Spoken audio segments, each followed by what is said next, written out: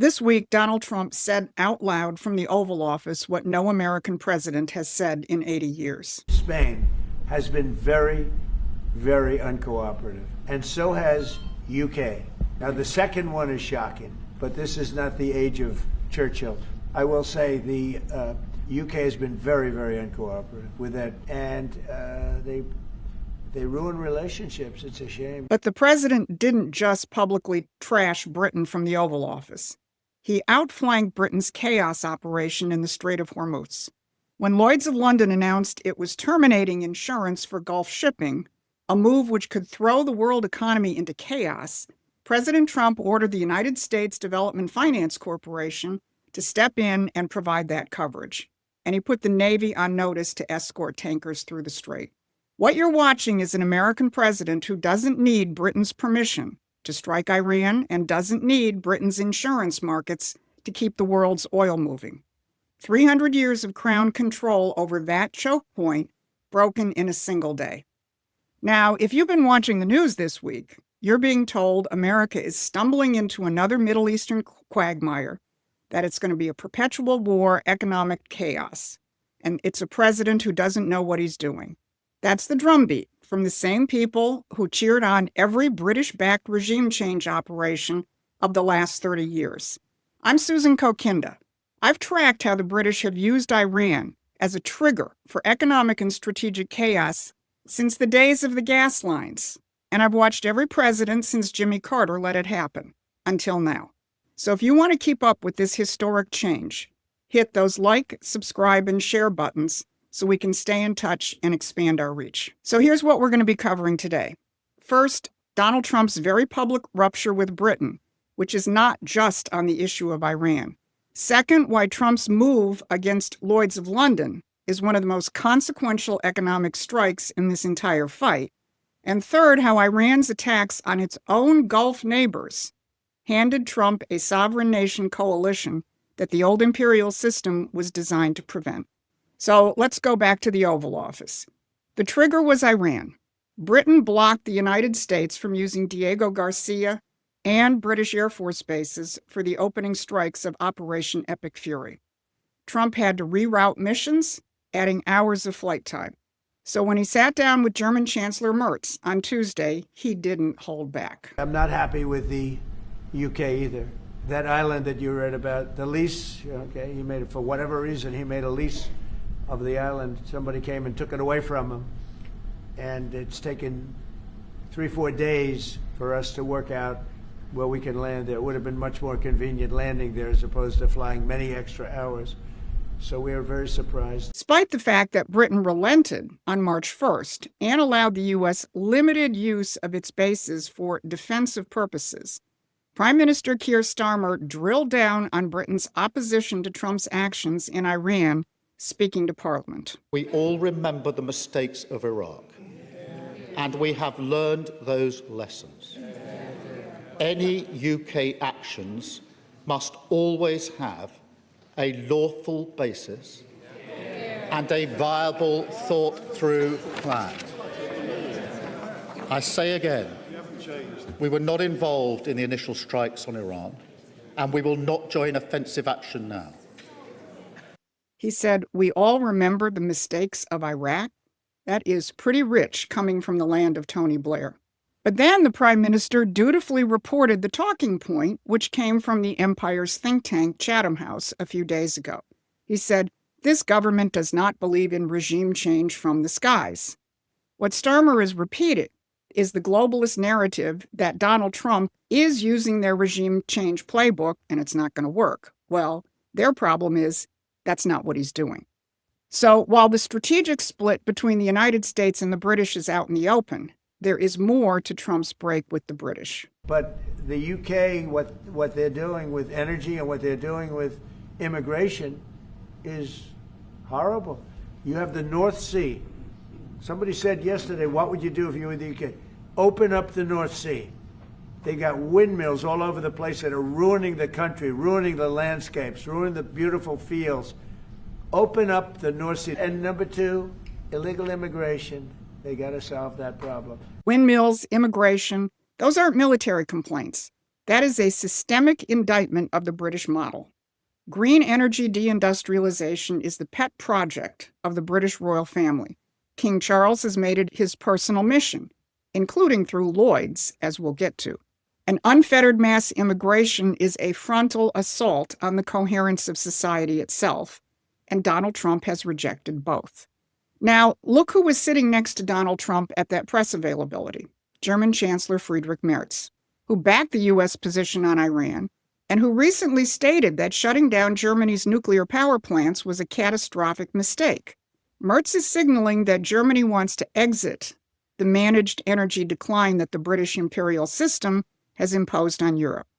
So for the first time since World War II, an American president is treating Germany as a more reliable partner than Britain, not out of sentiment, but because Britain remains committed to the imperial system which Trump is dismantling, while Germany, under Merz, is signaling it wants out.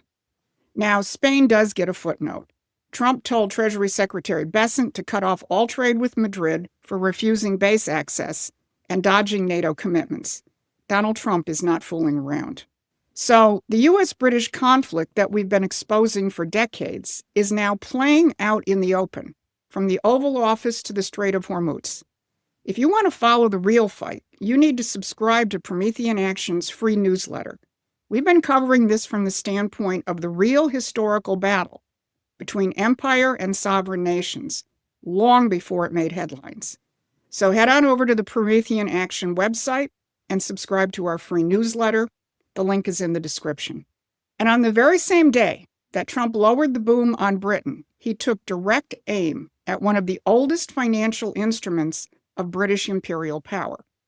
On Monday, March 2nd, leading ship insurers, including Lloyd's of London, announced they were canceling war risk coverage for the Strait of Hormuz and adjacent waters. 1/3 of the world's oil flows through that strait. Without insurance, no tanker moves. Without tankers, the global economy starts to tremble. The Strait of Hormuz isn't just a shipping lane, it's the jugular of the global energy economy. And Lloyd's of London has been the gatekeeper for 3 centuries, deciding who gets coverage and who gets shut out. Now, don't take my word for it, take theirs. When King George V laid the foundation stone of the Lloyd's building back in 1925, he called it the embodiment of the highest qualities of British commerce. And he said that Lloyd's services, quote, all maritime peoples who are in peace and amity with the British Empire. In peace and amity with the British Empire. Did you catch that? In other words, you get coverage if the Crown approves of you, and suddenly Lloyd's is pulling insurance from a war zone. That doesn't look like risk management. That looks like a weapon. And Lloyd's continues to flaunt its ties to the royals, dedicating a whole section of its website to royal moments. Not only that, Lloyd's has been the enforcer of the green agenda. In 2021, then Prince Charles showed up at Lloyd's to launch his Sustainable Markets Initiative Insurance Task Force, his vehicle for using the global insurance market to enforce the climate agenda on every nation on Earth. The same green agenda that Trump has been systematically dismantling. So when Lloyd's pulls war risk management on the Strait of Hormuz, that is not a neutral actuarial decision. That is the Crown's financial instrument deciding who gets to move energy through the world's most critical choke point. Donald Trump broke that control yesterday when the president announced that the United States Development Finance Corporation would provide political risk insurance at very reasonable prices for all ships traveling through the Gulf, and that the Navy would escort tankers if needed. He concluded by saying, the United States will ensure the free flow of energy to the world. This is big. The empire is no longer controlling that vital choke point. Now here's the final piece, and it's the one that ties the entire week together. While Trump was openly denouncing the British and replacing the king's insurance market, Iran was doing something no American diplomat had achieved in 50 years of trying. It drove the entire Gulf Cooperation Council into an emergency session, which came out with a joint statement of condemnation of Iran. Iran has attacked nations that had been mediating between itself and the U.S. The Gulf nations of Qatar, Oman, Kuwait, the UAE, Saudi Arabia, and Bahrain had chosen restraint and diplomacy over escalation, right up until the moment Iranian missiles started hitting their hotels, their airports, and their residential neighborhoods. President Trump took note. The president telling me, quote, "We were surprised. We told those countries we've got this, and now they want to fight. And they're aggressively fighting. They were going to be very little involved, and now they insist on being involved." The Iranians, the president said, quote, "shot into a hotel. They shot into an apartment house. It just made them," meaning the Arab countries, "angry. They love us, but they were watching.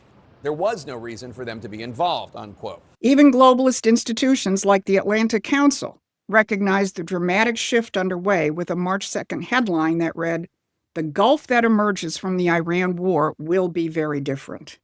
This is not coincidence. This is a realignment in keeping with what President Trump is building with the Abraham Accords and the Board of Peace. The empire has spent decades and decades keeping the region divided and dependent on its political and economic framework. The Accords and the Board of Peace were shutting down that game. And now Iran's missiles have accelerated the next phase, driving the same Gulf sovereign nations that signed or were on the verge of signing the Abraham Accords into a de facto military alignment with the United States out of the simple need to defend themselves.